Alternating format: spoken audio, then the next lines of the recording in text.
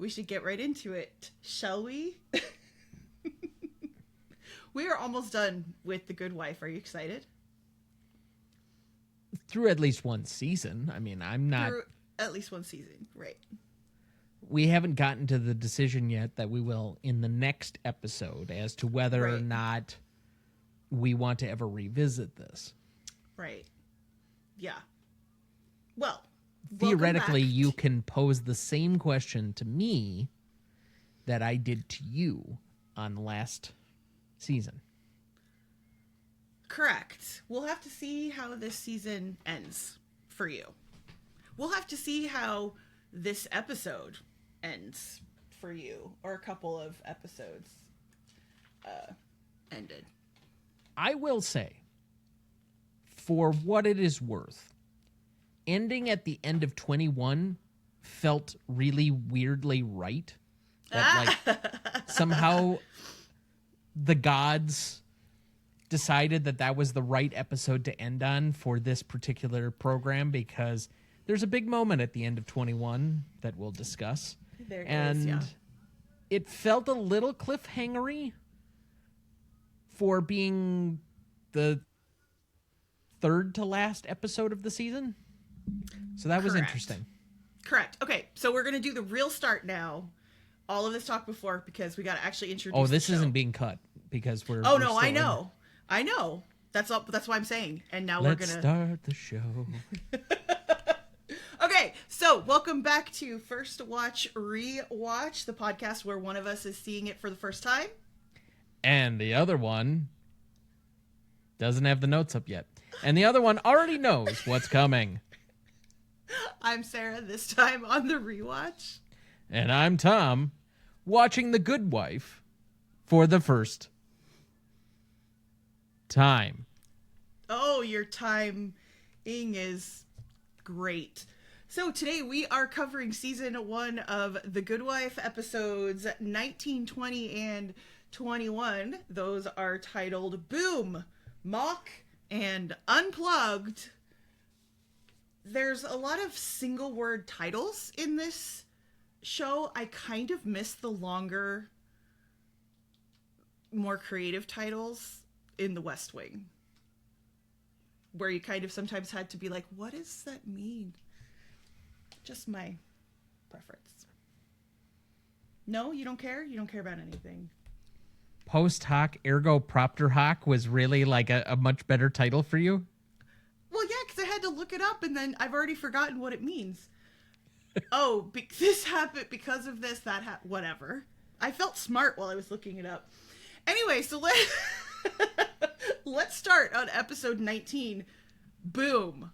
Okay, directed by Leslie. Tough acting tonight. Boom goes the dynamite. Leslie Linka Glatter is the director, written by Ted Humphrey. Original air date is April 27th, 2010.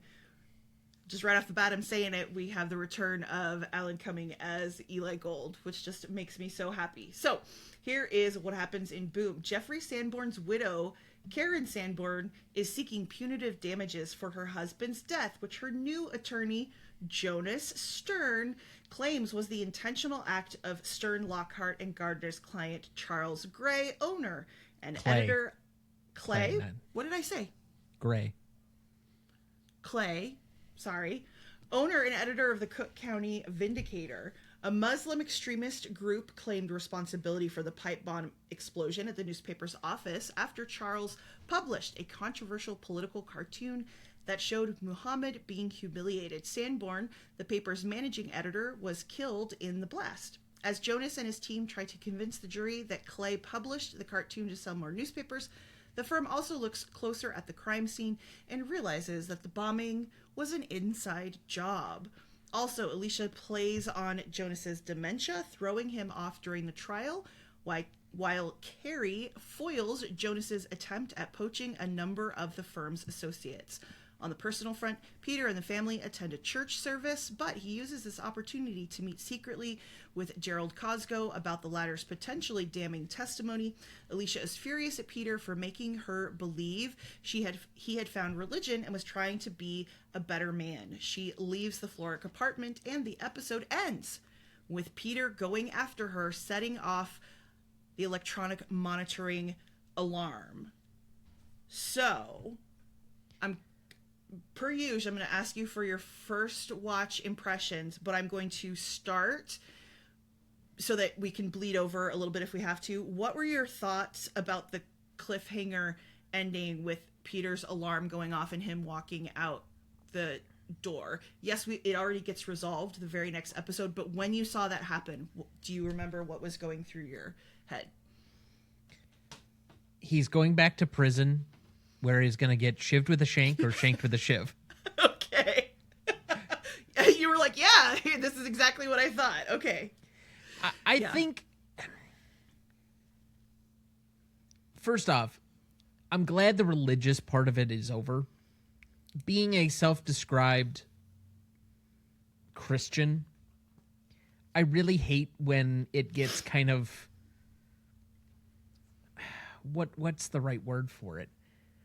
Commercialized or used in kind of this way for entertainment sake and doesn't seem to take it seriously. There's nothing that the show necessarily made light of or made fun of, but it is using it with some level of not taking it seriously. Well, the characters don't take it seriously. I understand. Right. But that's the show using it through the characters. And exactly. Yeah. I already hate the use of demographic politicking. I don't know if there's a better way. I've been trying to rack my brain for 10 years, trying to figure out if there's a way that campaigns can do things other than organizing people based on demographic groups and what messaging and targeting and the rest of it. And maybe there's a world eventually where that will happen, but it's not this current world. So going to church and getting this release, of which we don't see any of the legalistic portions of it. You would have thought that there would have been like a motion hearing or something somewhere in there to get him the ability to go to church. Was all to supposedly recruit or better get in line with, recover some standing in the female black community. Right. But then Peter's listening to his mother, except then he goes against his mother. Like, he's pivoting between these two women that he wants to please and will never do so. And it doesn't exactly make sense to me. Yeah. But here's the part where I will criticize Alicia, at least how it's written on the page. Okay. At what point did she not realize who her husband is? Excellent point. Excellent point. Like, she feels like she's constantly surprised every time he does these major political moves. How else do you become the lead state's attorney for Cook County other than being a little shady? Like, the politics involved to get that level of height in a prosecutor's office in any major area comes with a lot of bodies buried somewhere. Did he just completely shut her out of the entire process and she was just tra-la-la-la-la-la-la-la She might have around been, her yeah. lily white community with the picket fences and gated entries? I don't know. I don't understand why she's seemingly surprised that there are private meetings and secret stuff going on and all of this other stuff, unless she's using it as a precursor that she just wanted to give herself a permission structure to go after Will. That I could see. I think it could be both sides could be argued. I think it's entirely possible that she didn't know that it's as shady as it is. she has a law degree but has never practiced law, so she's never actually been in that environment as an employee experiencing it until now. So she's starting to see the seedy underbelly, which people know exists in general, but when you are, unfortunately for her, I mean, the title of the show tells it, right? The good wife. She's the trophy wife. She stayed home with the kids instead of having a career. So she's not put in a position before now to have any of this information. Plus, I think he does say at some point, I protected you from knowing this stuff so it could never be used against you, etc., etc. But I do think that it's more along the lines of she's not really surprised.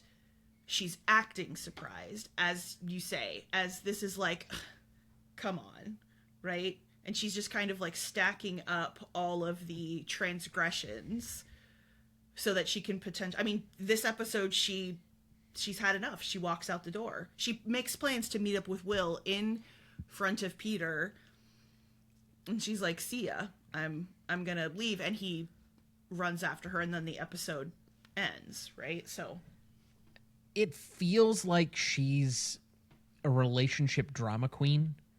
She needs certain levels of gesture and whatever to remain interested in the whole thing, which also doesn't seem like the character because she's small c conservative in so many other ways. Right. During the course of this show. They wouldn't have stayed married at all if he had...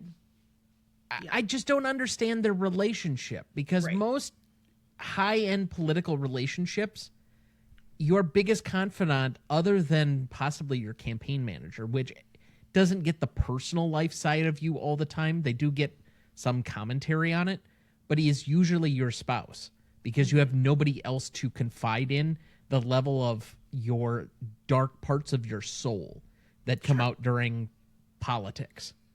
Well, and we did see that in The West Wing, right? With the president and the first lady, for sure, that she definitely knew things on several different levels.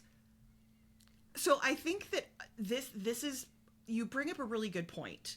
Is it genuine that she really doesn't know, or she's surprised, or is it some sort of something else? Part of me wants to believe that she is smart enough that if she had known a lot of this stuff or had more of an inkling, that she never would have stayed, and that now she finally is understanding and her patience is wearing really, really thin. The reveal last chunk of episodes, right, where we find out that her and Will knew each other in college, and the only reason that they didn't have a relationship is because she fully took up with Peter, that there may not have been an opportunity for her to really know Peter in the correct context in order to see him as somebody who's shady. And trust me, I know what it's like to marry someone and not like really fully know who they are, and like you start feeling real uncomfortable when you start finding out the truth. So I don't know. I want her to be smart enough to not be surprised, but I also don't want her to have known and stuck around. Does that make sense? Why would she stick around? Let me stack this on top of it. She tells the pastor, well, basically tells him off, that her being there is not a sign of something other than that, and that she doesn't necessarily, she's not a believer or whatever else. So him foregoing some of his Christianity to meet in a backroom sort of manner with a guy that has some shady connections is the straw that puts or breaks the camel's back here. I don't get it. What is she exactly expecting from him? And this is why I would again lean towards, is it maybe that she just was looking for a permission structure to give herself? It could be, but also let's think about what she sees going down. She sees what's his freaking name? Costco. I keep wanting to say Cusco from The Emperor's New Groove.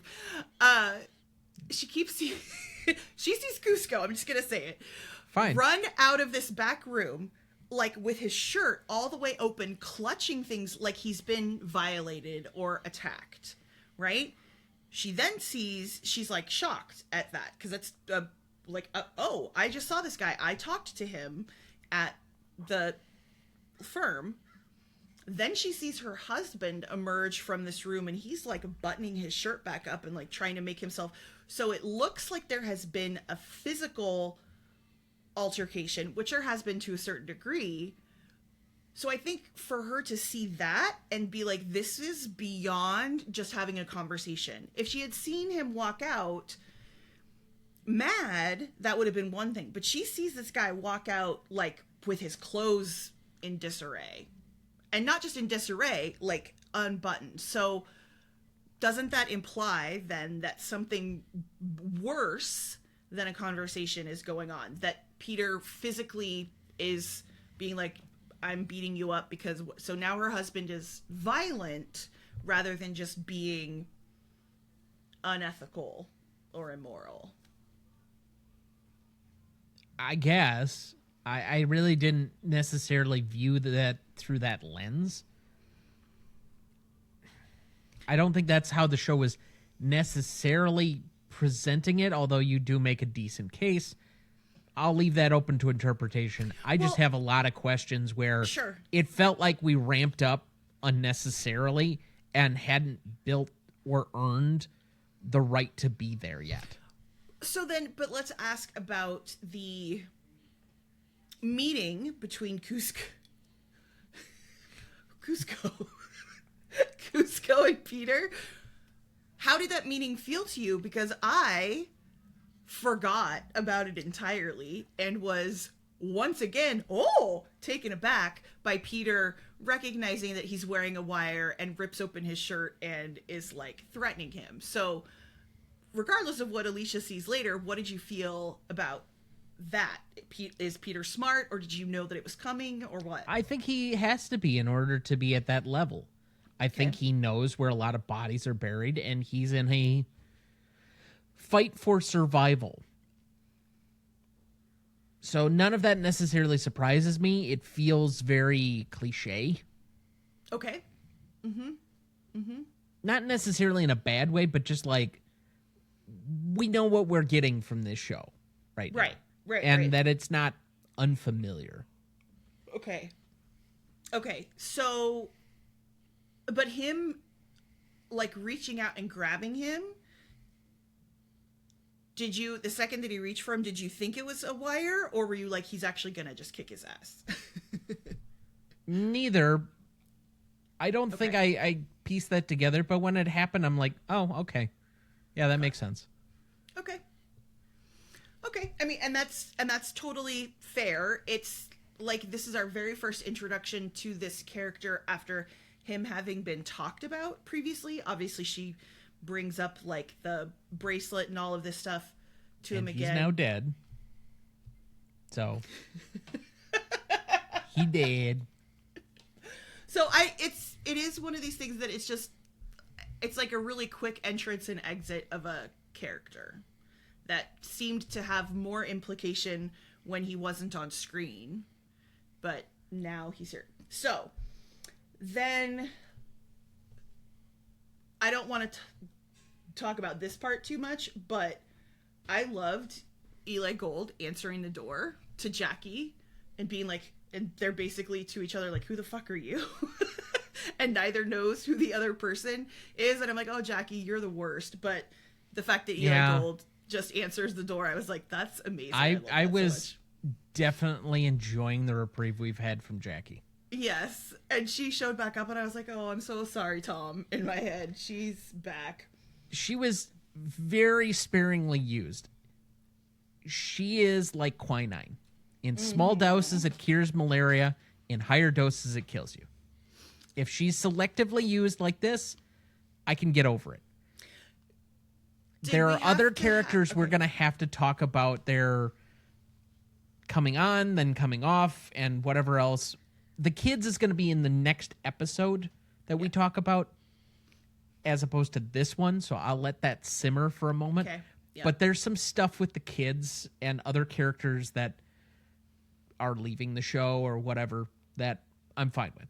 Now, if Eli takes the place of Jackie, that will be the best casting on this season that I could have possibly imagined. You're basically replacing an all-star character with one of my least favorite. Right. Let's go. Right. Yeah. No, Alan Cumming as Eli Gold, he delights me in so many ways. So we have in this episode, there's this whole, I don't even care about the case at all, quite frankly. Do you have anything to say about the case? It was fine. Like, it was decent theater of the week. They kind of never leave you a solution as to what actually took place, so it's kind of a bit unsatisfying in the end. Mm-hmm.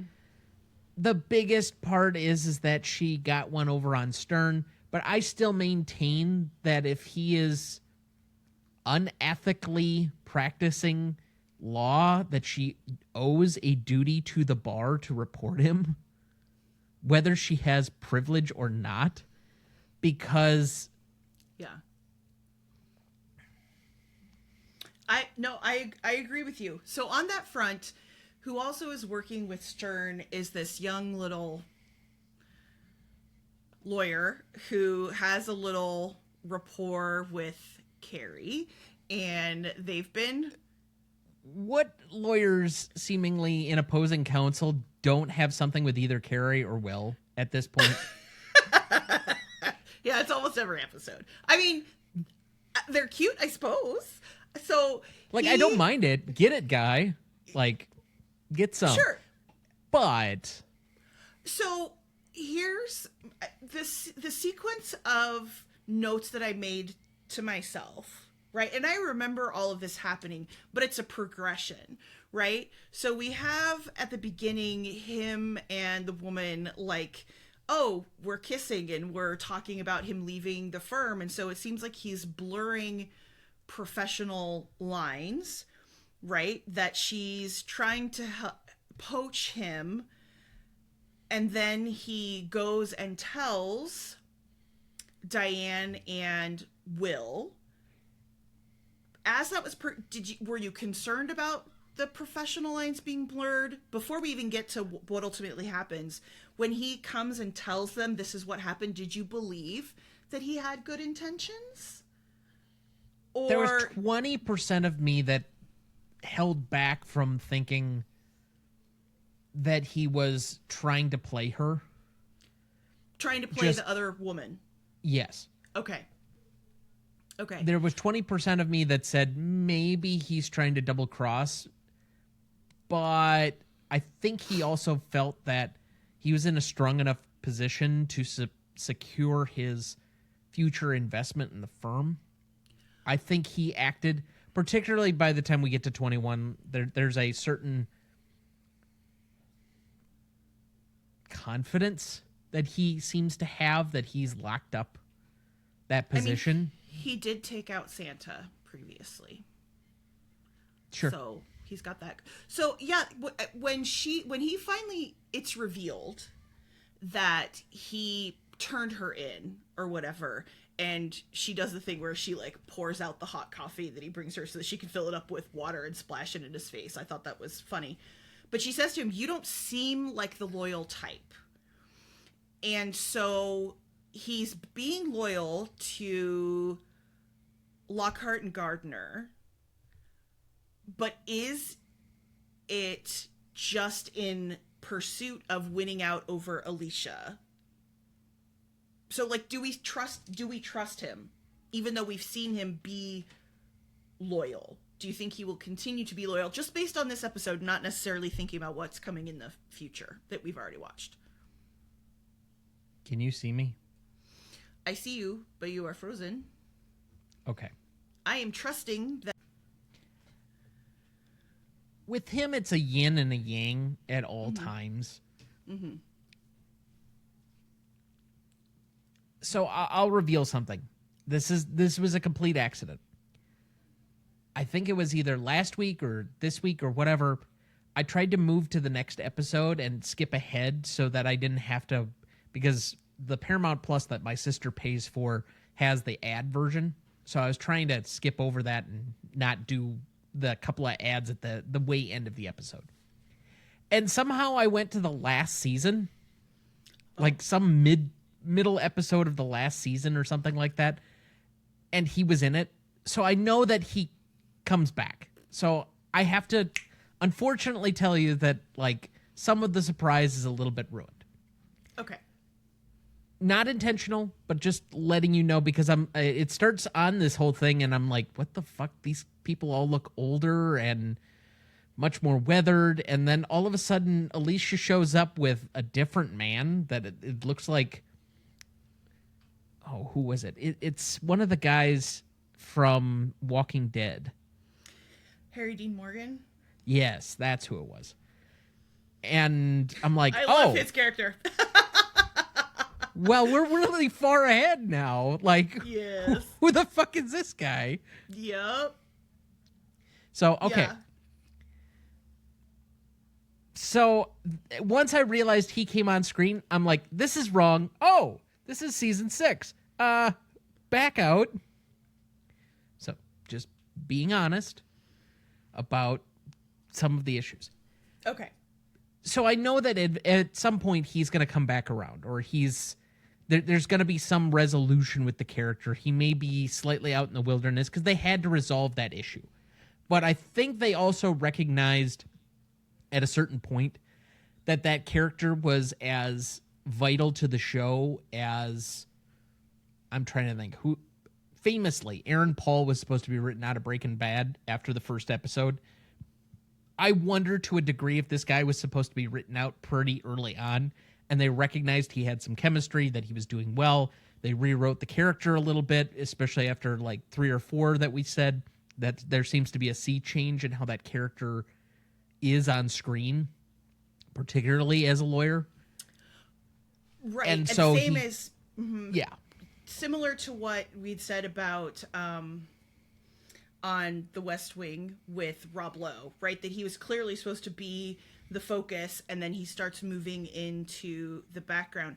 I feel like it was the same in Lost for the main star who played Jack from Party of Five. I cannot think of what his name is. Is it Matthew Fox? Matthew Fox. He was supposed to actually die after the pilot, and they were like, actually, we're going to keep him in. Which seems like a bizarre leap that, like, you cast this huge name, and he's the main part of the show. So I think you're probably right. However, if we're trying to take it piece by piece, when we're looking at just this episode, even knowing that, yes, he comes back at some point, but we don't know how, did you trust him, or is he just a dirty player? Like, willing to do anything to have an advantage? Because I've come around to the character, I see less of the skeptical nature or the cynical nature of how I approach that character. It's a healthy amount of skepticism without being cynical. I don't think... Yes, he's a maneuverer. He is... somebody who's trying to get advantages all the time. Most of the time, based on the people you're supposed to root for, or at least that the show is very much telling you you're supposed to root for, he's theoretically one of the good guys, and so his maneuvering works to our advantage as an audience member. Mm-hmm, mm-hmm. But there will be a time where it may come back to bite him, because at some point there have to be certain levels of consequence for all of the maneuvering. And maybe that's the end of 21 when we get to that point. But I don't think it probably will be. Well, and we had him in the episode where they're trying to figure out who's doing all the tweeting about Alicia.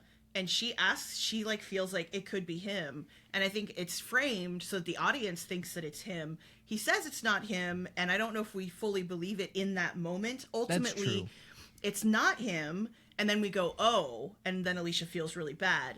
But I think we're supposed to, at least on some level, even if we like his character, that we're a little bit dubious about, like, skeptical, like you said, without being cynical, right? He has not proved himself to be untrustworthy, but we also don't maybe necessarily fully trust him, right? That's accurate. I think there's a built-in level of skepticism about his intentions, which is why I said I held that 20% back. Even though I've been led to believe that he is serving the audience most of the time, there is that gnawing sensation in the back that doesn't allow you to commit your full self there. Like, you've learned a lesson a few different times. But I don't mind operators. I don't mind people that can maneuver and get things done and are creative in their solutions. And that goes back to me in some of my day jobs being a hatchet man. Because some of this stuff is stuff that I have to do. Right.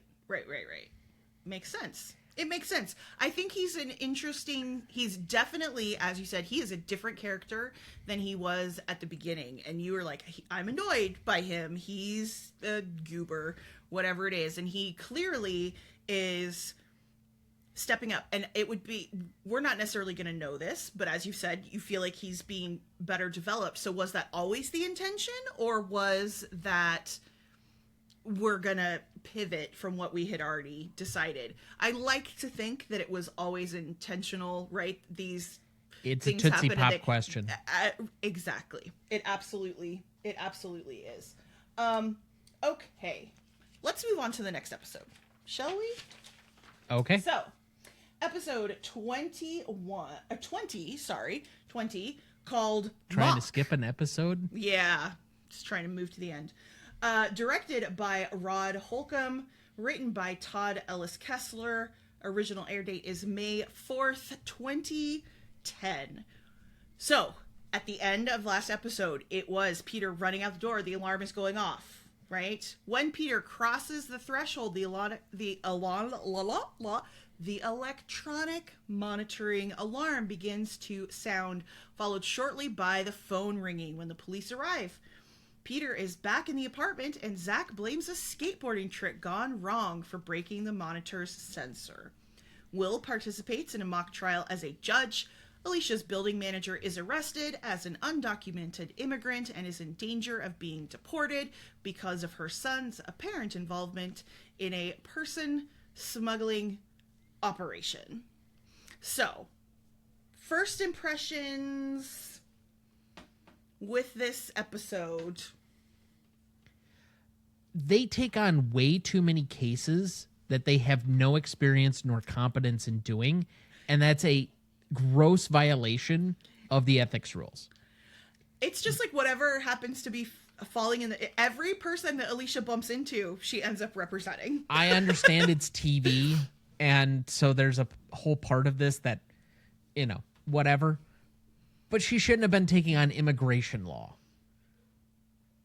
Okay. But it's Just her landlord. She's not a general She's not a general practitioner. She knows nothing about immigration law. She's doing them a disservice. She should have made a call and tried to get her with somebody who actually knew what they were doing. Okay. I understand it's TV, so it's more emotionally wrenching that the guy who stepped up and lied for you, you're trying to help out, and then his mother and your landlord and all this. Yeah, okay, fine. I get it, but yeah.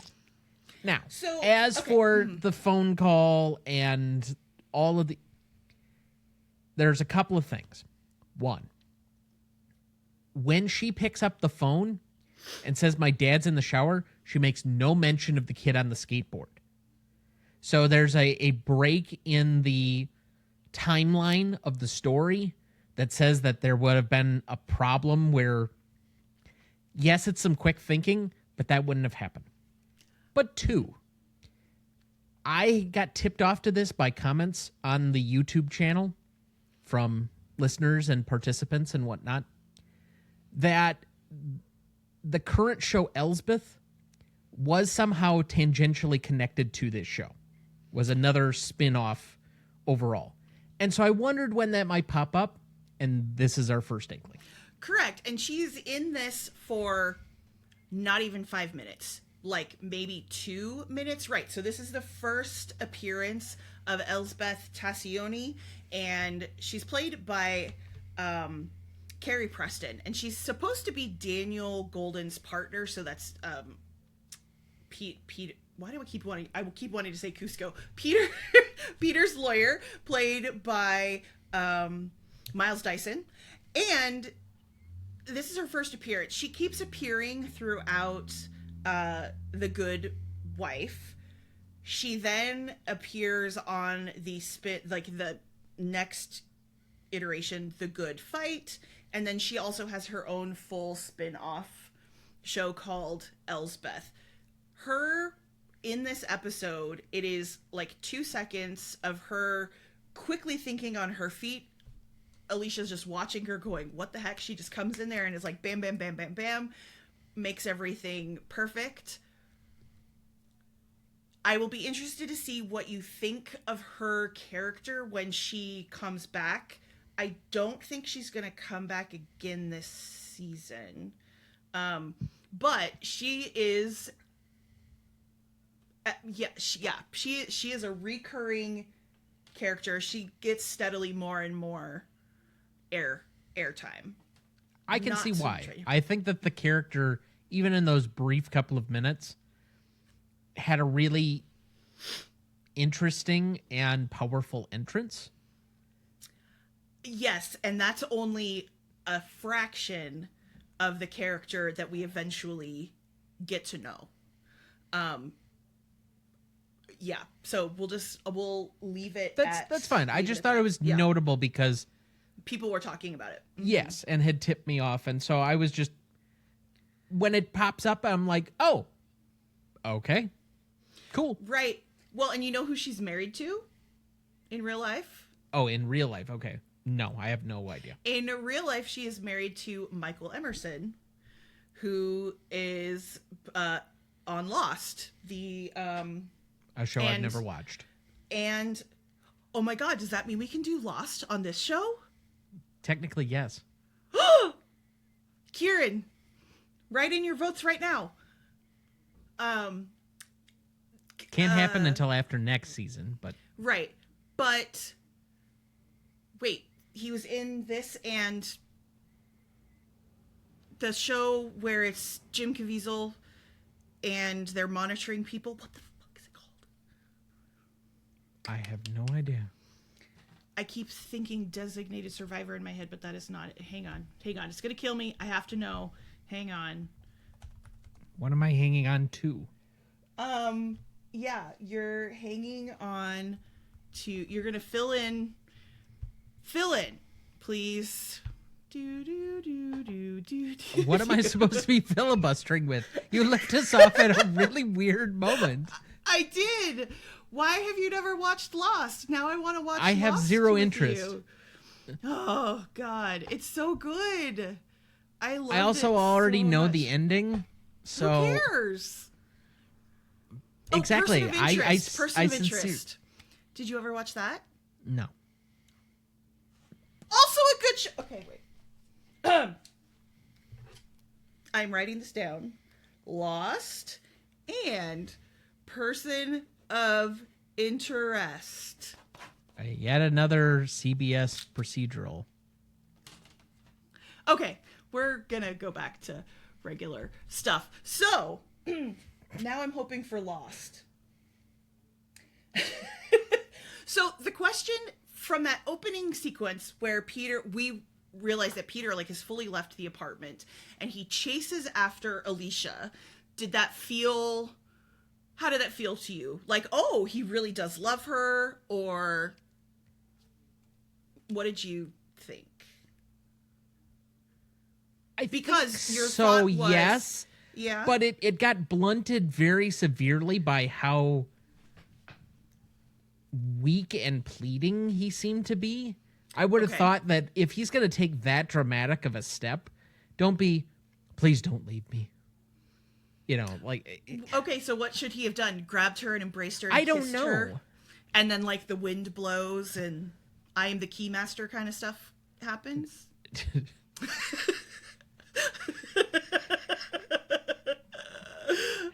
They're in Chicago. Gozer is nowhere near them. But I mean, they have tall buildings in Chicago. Okay. They do. So he should have been. You feel he should have been more aggressive, more manly? No, it's like a tone. Okay. I don't know how to exactly explain it. It felt muted. Do you think that that's a poor interpretation of his character, bad writing? It didn't feel desperate, and this is a fairly desperate act. It didn't seem to match the circumstance of the moment. Does he sound too guilty? Like, I'm so sorry, you should absolutely be leaving me and I can't live without you. Please don't go, because I'll be sad. He rushes outside.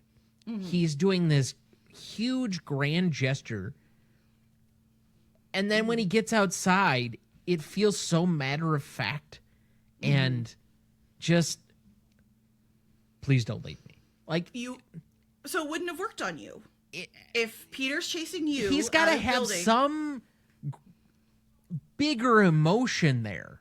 It felt so muted. It was weird. Okay. It felt like somehow this whole thing shocked the system. But also, this is why I felt like she wasn't actually committed and she was just chasing a permission structure, because she immediately, like, if she was truly tired, if she was done, it wouldn't matter that he left. She would have kept going. She would have kept going. But she was just looking for the drama. Fair enough. And so you don't necessarily think it lived up to the cliffhanger at the end of the previous episode where you're like, he's going to jail and he's going to get shivved with a shank or shanked with a shiv.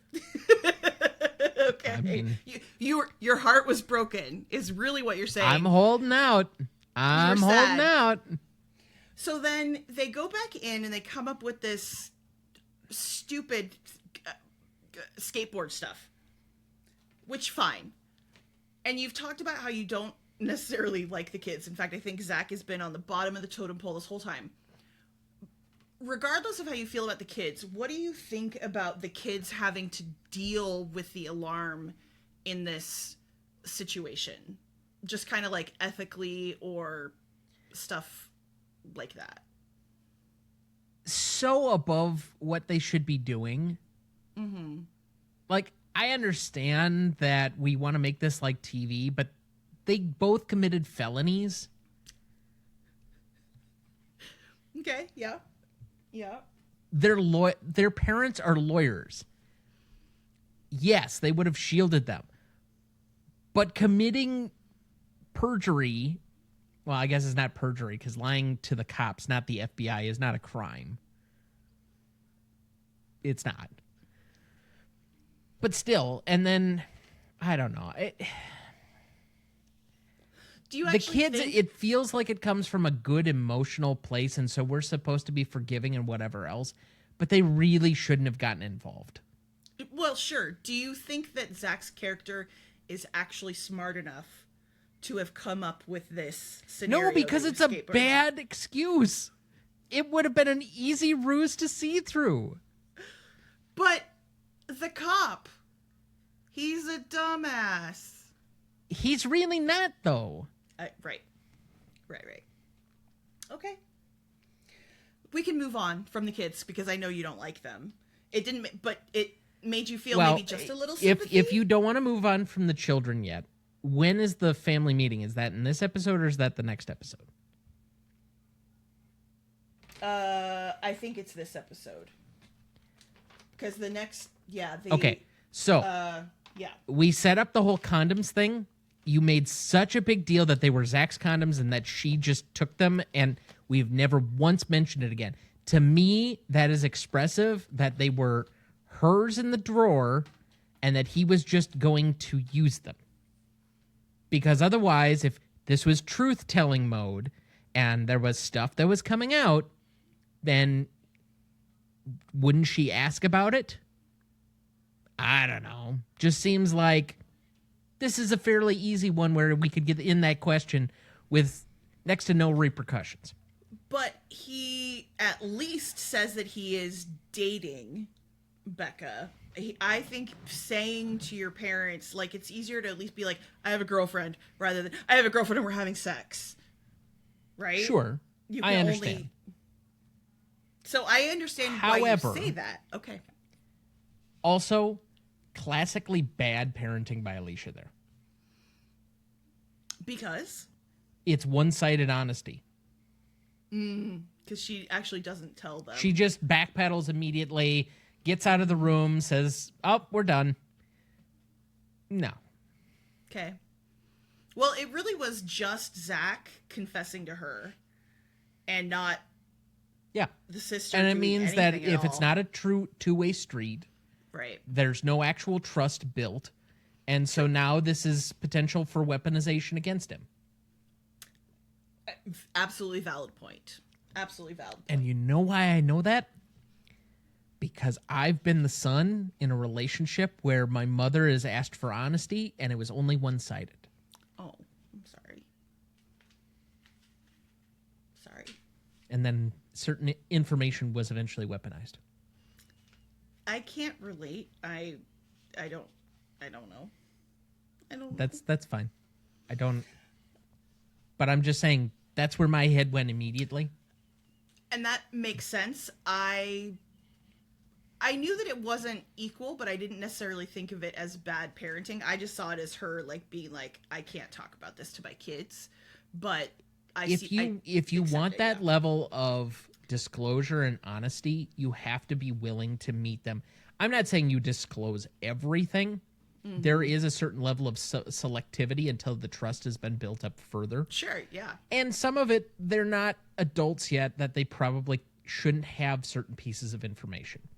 Right. However, when asked a direct question like that, and they're not stupid, you've just said that they're near adults, I think you got to give them a little bit more than, we're just not discussing this. Right. Well, and I have to do the same thing with my kid, right? Exactly. Especially because she's getting older and older. And there are definitely times where, like, I can't talk. I'll be honest, your kid may be smarter than you already. I fully agree with that. I know. That's why I figured I could get away with saying that. Yeah, she's way smarter than anybody that I know, actually. And there are times when I've said to her, I can't tell you about this right now. I will tell you.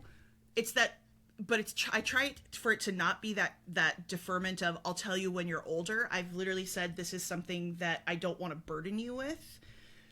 The information is hard, and et cetera, et cetera. So once you understand a little bit more about the world, I will be happy to share it with you.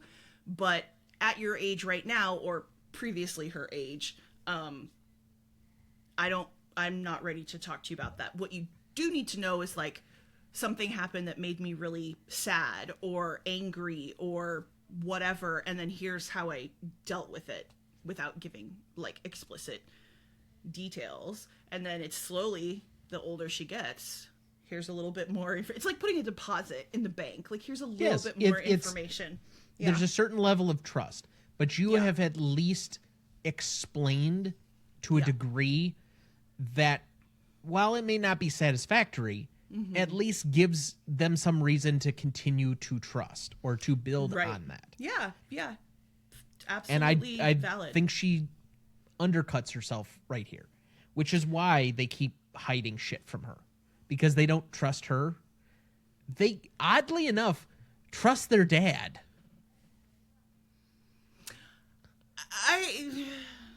I think that we can't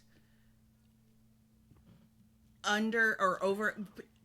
Kids will do weird stuff intellectually and emotionally in order to maintain relationships or maintain a status quo with their parents, even if they know that there's some bullshit going on, right?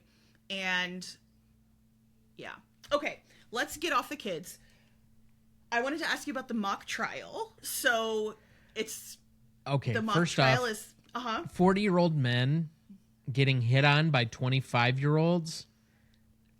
Speaking as a now 36-year-old man, any younger woman with some level of confidence who's attractive sniffing around your junk, I'm sorry, men are, yes, going to be susceptible to that. It's a fact of life. okay. We are programmed for survival and reproduction. Okay, that wasn't actually where my question was going, but thanks for putting all that out on the table. Have you ever done a mock trial before? Yes. What was the subject matter of the mock trial? For this one, it was Hansel and Gretel. For the one that I did in high school, it was a drunk driving manslaughter versus homicide trial. Okay. And then the one we did last spring while we were in person at Cleveland was another under the influence, intoxication, possible homicide situation. Okay. And which side were you on?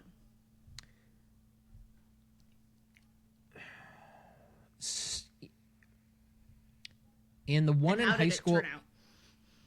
in the one in high school, I was on the defense Okay. because I got to volunteer for that. Okay. For the one in the spring, I was the prosecution. Okay. The one in the spring, I did a very poor job. I was underprepared, but so was everybody else. Okay. That being said, I was the only one really making any objections on the record Okay. because none of us have taken evidence yet, and that's where you learn all of the evidentiary objections for trial and whatnot. And so I'm the only one that seemingly knew most of them. Hearsay, not in evidence, And not introduced. The one that you did in high school, what class was that for? That I don't recall. Okay. To be fair, it was like 20 years ago. Dude, it's been 30 years since I've been in high school, and I can still remember most things. So, I'm curious because... Apparently they're coming to arrest you, or what exactly is going on over there? The highway is right out here. It's like a major intersection at the edge of town, so... Yeah. What was I gonna say? Oh, Keely, my daughter, did a mock trial this last fall for English class, and it was on the Lord of the Flies. And so she was on the defense for Jack, the mean kid, basically over the deaths of Simon and Piggy. Basically, was he responsible? And we spent a lot of time like preparing for it. Never read the book, never seen any adaptation of it. I know most of them die, but Nope. Only a couple. In fact, only two. okay. There's actually a Netflix adaptation that's out now. Anyway, it was interesting to prepare with her and for her to have to think about, I really dislike this character, but I'm going to defend him. And here's how I need to figure out how to think creatively in order to come up with a legitimate defense. Lost. She lost, or her side lost, because everybody's like, no, Jack's an asshole. He killed them. Well, that is kind of the nature of trial sometimes. Yeah, fully. Do you like 100%. certain people? Yeah. Well, and that is what Will says to this young woman who comes, and like the fact that her calling him out, what did you think of that? That it being this more sort of like insidious sort of thing. I thought she was extraordinarily clever, and Okay. while he's upset by it, he should have hired her. I agree.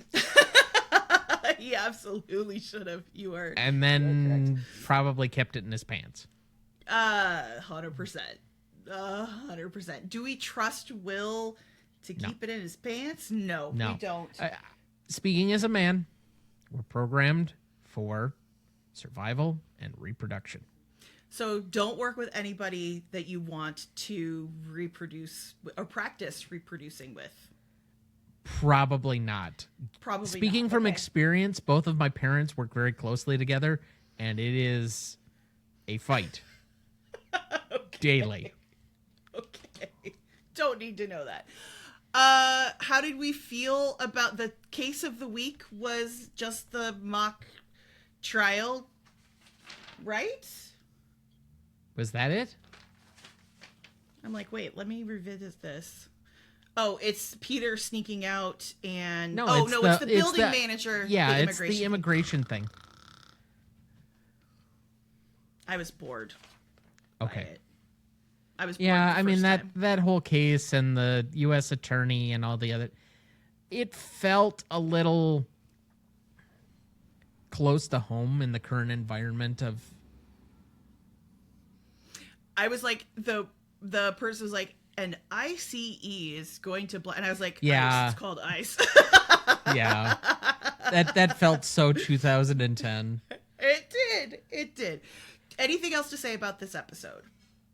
I don't think so. I think we can finally move on. We're almost Okay. at the hour mark already, and we still have the biggest episode to go. Right. Okay. So, episode 21 called Unplugged, directed by Christopher Misiano, written by Karen Hall, original air date of May 11th, 2010. We have I can't read my handwriting. That's okay. The firm's divorce lawyer. Apparently, you went Jewish on me. Divorce. It is like 90 degrees in this room. I'm like dying. Okay. Melting. You're melting.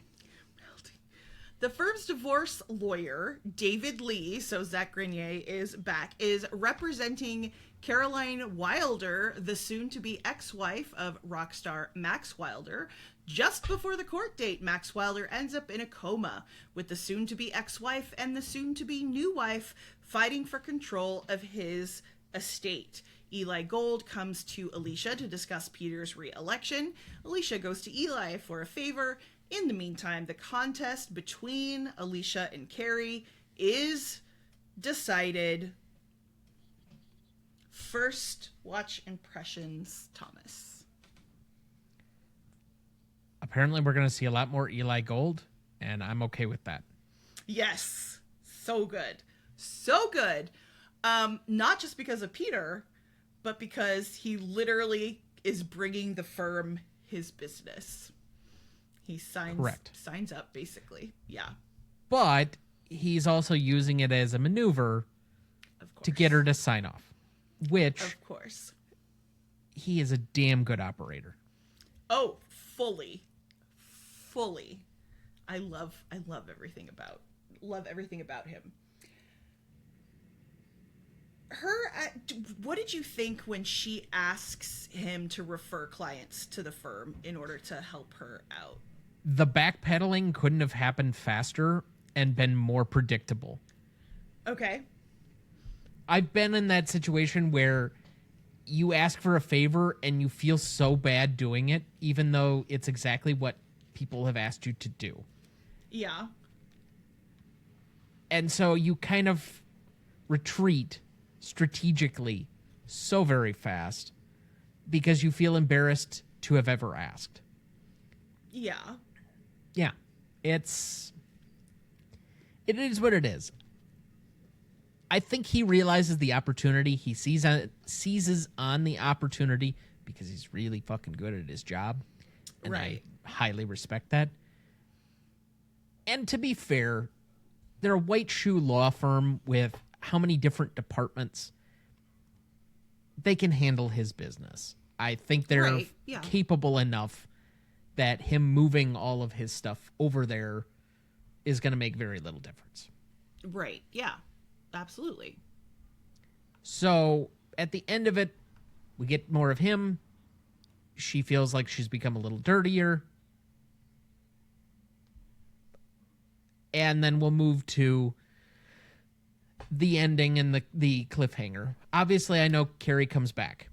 How long he's in the wilderness remains to be seen. Mm-hmm.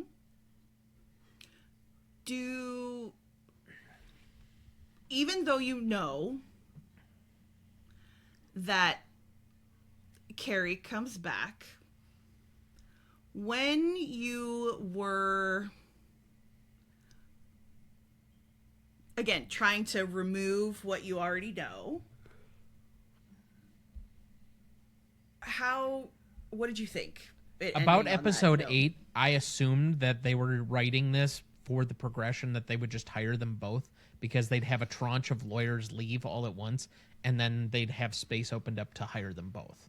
Realizing that given how closely they've worked on seemingly every major case that the managing partners have also worked on for the entire season, that they would recognize their invaluable nature and do the smart thing. Okay. You don't fire talent. I don't care what the budgetary and the rest of it, especially if you're just randomly giving out loans and things. Yeah. And taking on weird ass cases. Like, somebody's got to be in control. Somebody who's an actual adult instead of just, oh, there's an itch, I'm going to scratch it.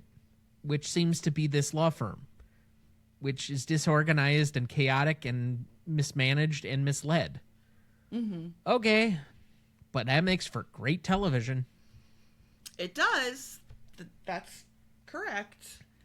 That's correct. Did it feel like appropriate? Yes, I think you kind of, by the end and when they show up and Eli Gold is there in person, you're like, okay, yeah. Now I realize how we're getting out of it. I really couldn't have seen a world in where she was the one getting the axe. Especially when she started to say how important and how meaningful the job was to her. Mm-hmm. I think it's interesting that Diane kind of came around and said, I didn't really like you, but I like you now, but I need you to do this. Mm-hmm. In order to try and keep your job. And then she ends it with, you listened to us and you did what we asked, and so here's your reward for that. Right. I think it's pretty obvious that she would be more of a team player than Carrie, even though Carrie has shown loyalty. Alicia and has maybe more a to little lose. more initiative.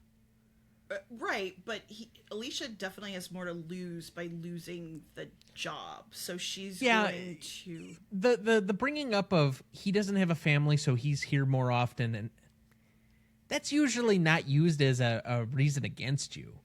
And it was kind of odd that it was just kind of thrown in there. It's a complaint that people make about teachers on both ends. They have a family, so they can't stay late because they have outside obligations. So we like the teachers who can come and do everything and work for free and whatever. But then you also have concerns about, if they don't have a family, they don't have kids, they don't actually have any outside connections. How can they be an effective teacher if their only focus is on the job? I'm a senior manager of a law firm. Mm-hmm. I'm currently doing part-time online law school where I have a few weeks break all year round. I think I get like 8 weeks off out of 52 during the entire course of a calendar year. I'm doing this podcast and publishing and doing all of that and doing the editing and everything else for the other one. And yet somehow my parents still think I need to be dating somebody because I need to have that in my life too. That would make everything else so much easier for me. And my mother wanted me to join all these professional organizations suddenly because She wanted me to make more connections, which was just a thinly veiled, and I snuffed it out immediately. Mom, you just want me to meet people my own age who happen to be women. Well, if you happen to... Yes, okay. So my position my position on the whole thing right now has been, I cannot give enough time for a relationship that somebody deserves to have that level of commitment. Sure. And if I can't meet them halfway, that's like, yes, I could maybe get into something casual, but I'm not really a casual person. If I'm going to do something where it's an actual kind of dating thing, I'm usually much more invested. And then what else am I giving up from my life right now? Which, for the most part, the things that I do in my off time make me happy. So, but I get that it's a double-edged sword. I get that I can put in 60 to 80 hours in a given week and work on all these various projects and do whatever else. But even I've been feeling the strain of doing all of these things over the last 3 to 4 weeks and how much I've taken on for myself. I wonder to a degree,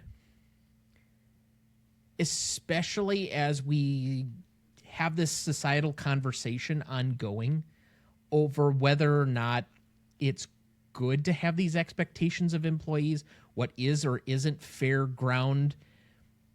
And as seemingly we're electing more democratic socialist candidates that want to completely upend the economic system and the workforce and put more restrictions and union powers and other things back in place, whether this will all be part of that conversation.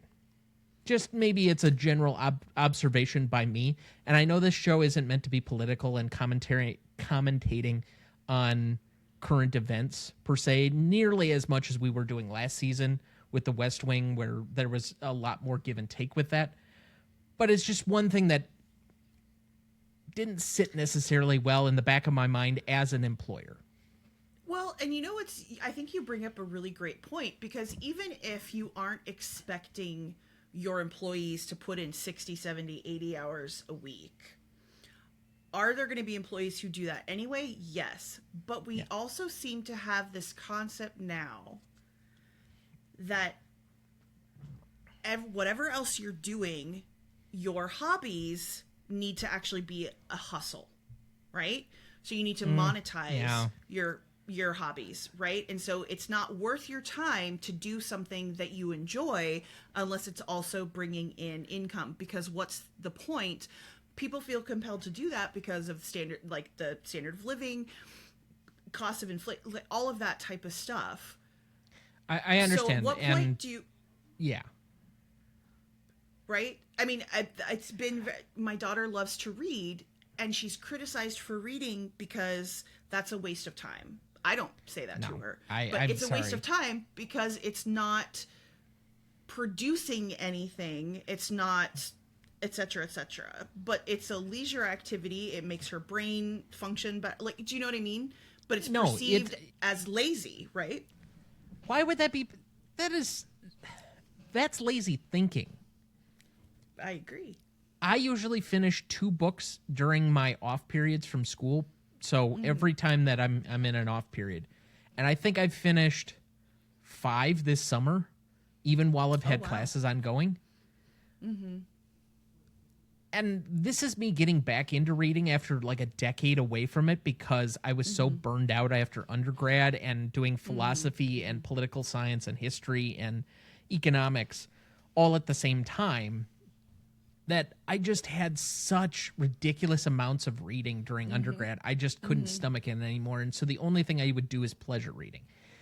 That being said, I'm still fairly plugged in. I still do a lot of things, but it wasn't a pull for me to continue to try and read in the same context.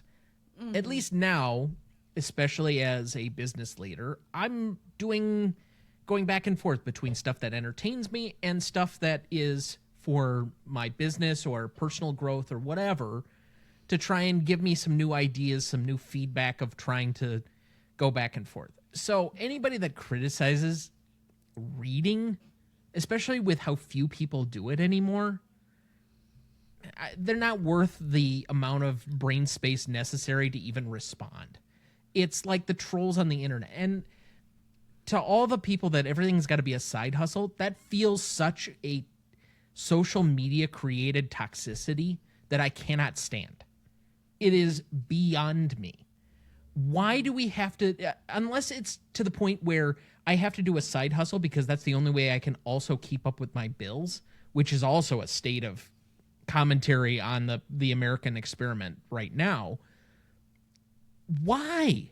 Why do you have to monetize everything? You can't just simply enjoy it. I know that this show isn't getting like significant downloads in any capacity. I don't care. That's not the point of doing the show. I don't do greatest movie of all time with Dana because I wanted to be this great big success or push and do all of these other things. And frankly, I find most of the people that are usually the monetizers and whatever else to be the most fake. Well, right. That's always been the thing with, obviously, my show with my dad, right? It is, I'm documenting conversations with him talking about the things that we're going to be talking about anyway. And it's provided a format that, again, we would have come up with on our own to have these discussions, because we were like, well, we're going to watch all of these. Well, we should turn it into this. And we need to be getting back into doing it regularly. But it 100% is because I want to spend time with my dad and talk about stuff that I enjoy. And it would be great if something were to happen where more people, we had a bigger audience or whatever. And you and I clearly do this show just because we like hanging out and it gives us something outside of what we are normally used to doing. It gives me that creative outlet to discuss something that I wouldn't otherwise be doing and keep me on task to something else that, I mean, yesterday I hadn't watched any of the episodes for this. And to a degree, some of it feels a little homeworky at times. Yeah. But it was more enjoyable to do that as homework than the 5 other things that I really had to get done. That being said, still got a full set of laundry done, 2 different loads. Good job. I know. And edited and finished a motion and brief in that time and got a bunch of editing done because I know how to break it up and I know what my system is and how I need to work. And I took off most of Friday afternoon and all day Saturday to hang out with my parents while they were in town here. So I don't really have to feel bad for any of that because that was just qualitative time. If this is the same concept of people who have to constantly have their phone in their hand. When I'm in a conversation or I'm out with somebody, I'm at a bar, I'm at a restaurant, my phone is in my pocket. Mm-hmm. The one lone exception is right now I technically have a smartwatch, and so occasionally I will glance at that. Mm-hmm. But for the most part, I have been very, very good, and I know I'm somewhat of the exception. When I am in a conversation, that's the only thing that's going on. Did you have to change habits in order to make that, or have you always been that way? I've always been that way. Phone? Okay, good for you. The phone has certain addictive qualities, but it's when I feel bored, and I never feel bored in talking to people in a one-on-one sense. Yeah. If it's meeting new people or if it's like in a crowded situation or there's a lot of people, that is always intimidating for me. Mm-hmm. But if it's small groups or one-on-one, never have a problem. I will go to a film discussion group and sit there for 2 hours and never once think about my phone. That is great. I wish more people were like that. I wish that I could be like that on a more consistent basis.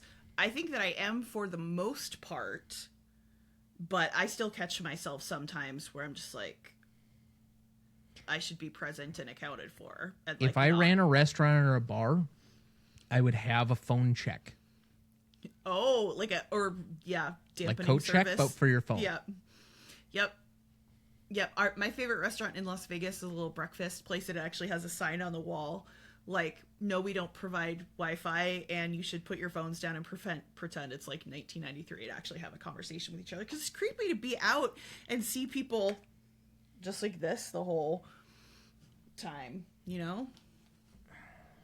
I won't go into further personal situations and commentary, but I'm surrounded by people who do that.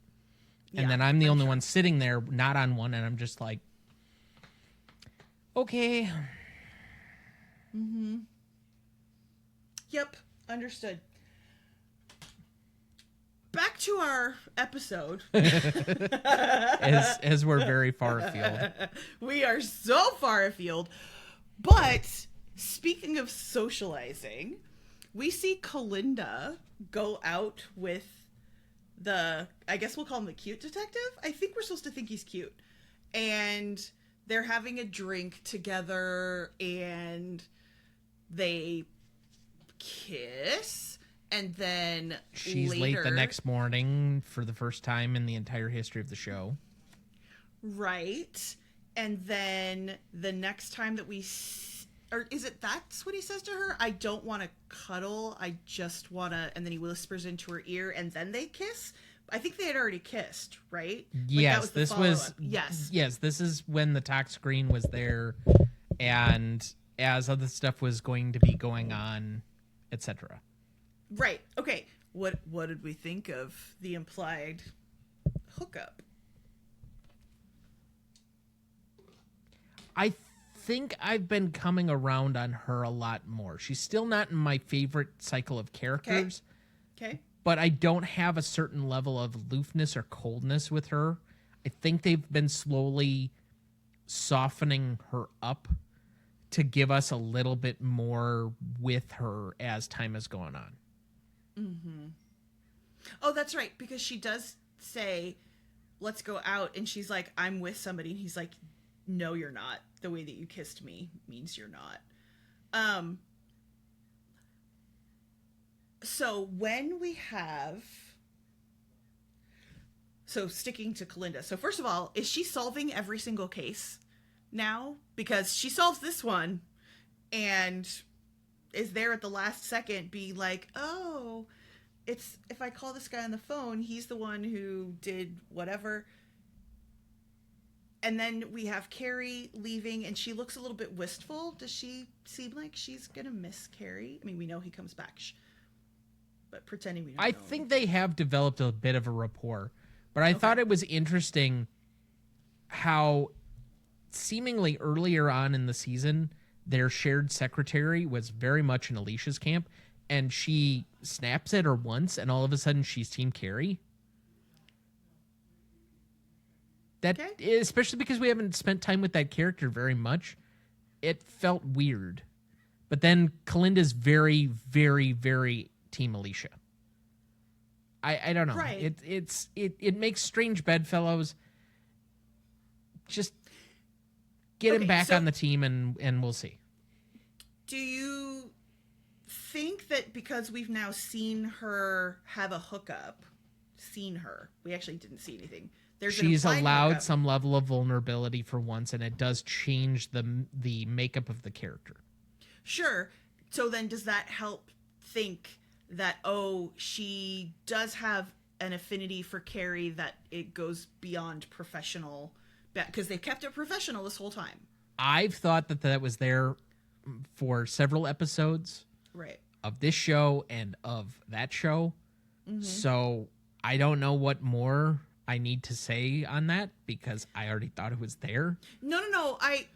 I'm saying I know that you have said this, but I'm saying, is it being broadcast? Because now I think there are subtle things there. Okay. Yes. Okay. Yes. Okay.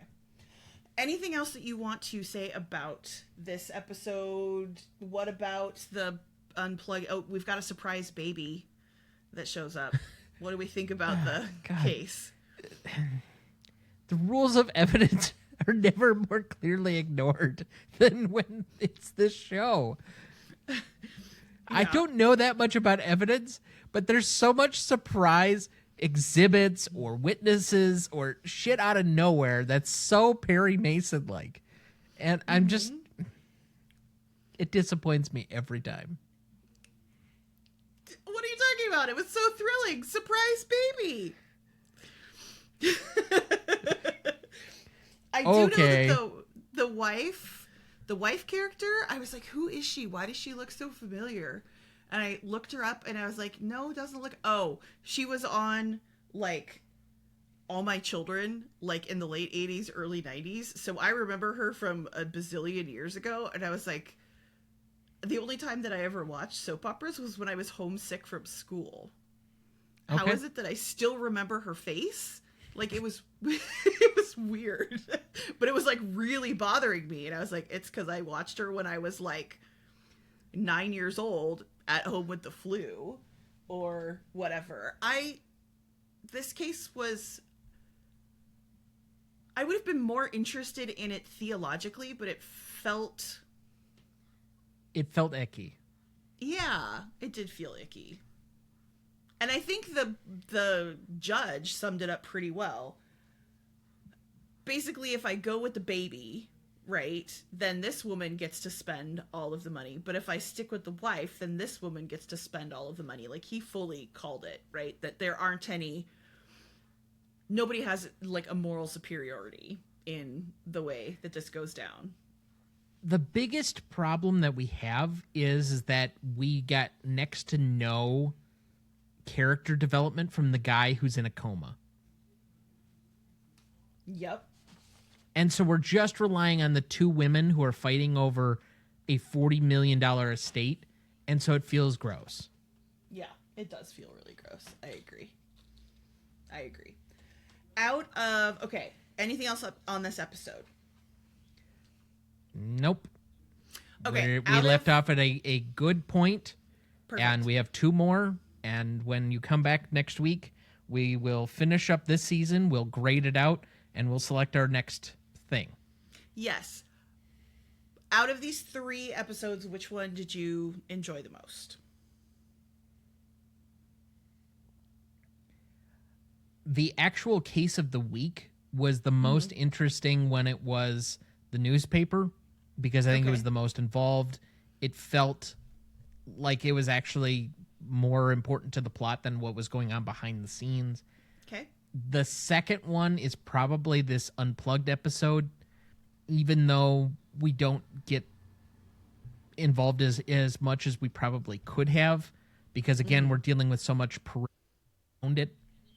And the one that's probably the least, I would say, is the mock trial / the ICE stuff. Okay. Oh, shit. I can see you. You're fine. Yeah, that's not what I'm worried about. Oh. It still says unlisted is on my mic, so yeah, all right. I was just worried that it or unplugged it or did something weird. Have your character rankings changed at all? Will starts to continually like slip lower at times. I just... He's a likable character, but I think they've positioned him wrongly. And so he's making a lot of decisions that I don't care for. Wouldn't that make him more human and relatable? Yes, possibly, but unfortunately that also means less likable. Sure, yeah. Fair. Diane's actually moved up, especially in lieu with the whole Gary Cole thing. Yes. Carrie has also moved up because I think they've positioned him well to be seen as a true equal, up to the task, clearly is a competent and capable person. Kalinda's moving up, but she's still somewhat in the median. Peter and the kids, whatever. You know, and just... Jackie's still at the bottom. Yeah. The kids are whiny. Okay. You know, Golden is okay. Cusco is gone. He did. I'm disappointed to not have more Cusco to talk about, just because I like to say the name Cusco. So, whatever. Yeah. You know, it is what it is. I don't understand how the judge from that weird Colin Sweeney trial that was out in the middle of nowhere all of a sudden ends up in family court in a completely different area of Chicago. But sure, if we want to keep the rotation going and such. But give me more David Paymer. Yeah, agreed. Always need more David Paymer. So, yes, next episode, we are covering episodes 22 and 23, and these are our final episodes of this first season of The Good Wife. And then I gotta be posed the choice. Right, and it'll be our final episode of season 2 of First Watch Rewatch. So we will, be making a decision about where we go next with this show, what we're going to be watching. Are we going to talk about any of that ahead of time, or are we going to throw stuff at each other live on air? Cool. Live on air. Excellent. Yeah, great. I'm looking forward to seeing what you think of the season as a whole, and then your interest beyond that.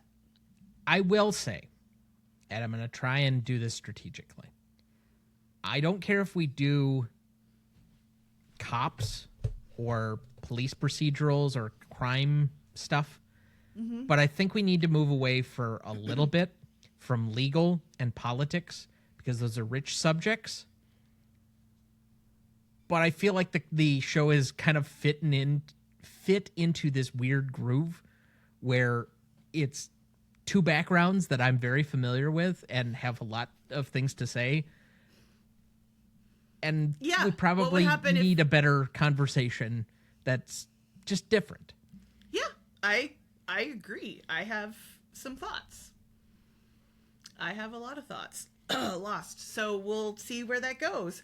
I guess here's the other question. Like, well, maybe I should just wait for next week. It's going to be interesting to see. There are lots of genres that we could choose from. And it doesn't have to be political or legal or mystery. I'm going to narrow it down to a list of 5 if we decide to go that route. But technically it is within my choosing whether or not you even get to choose.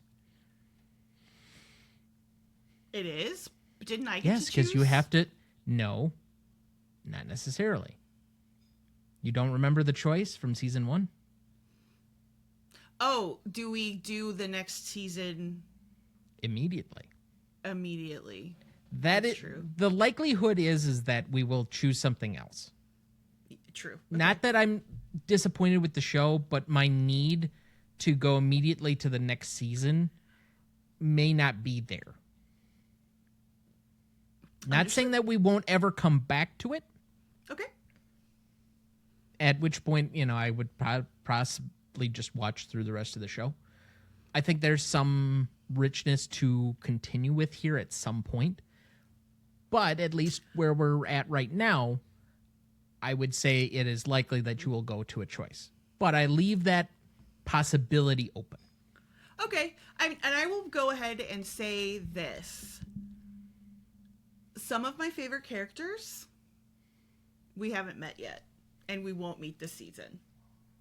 And that's fine. Because then we can get back to it at another time. And I don't have to worry about the fact that I haven't met them yet. Correct. That is correct. Like Harry Dean Morgan. I love his character. Anyway, let's move on. Let's wrap this up. So we will say thanks for listening. We'll see you next time. Blah, blah, blah, blah, blah, blah. Adjourned? Yep. Adjourned.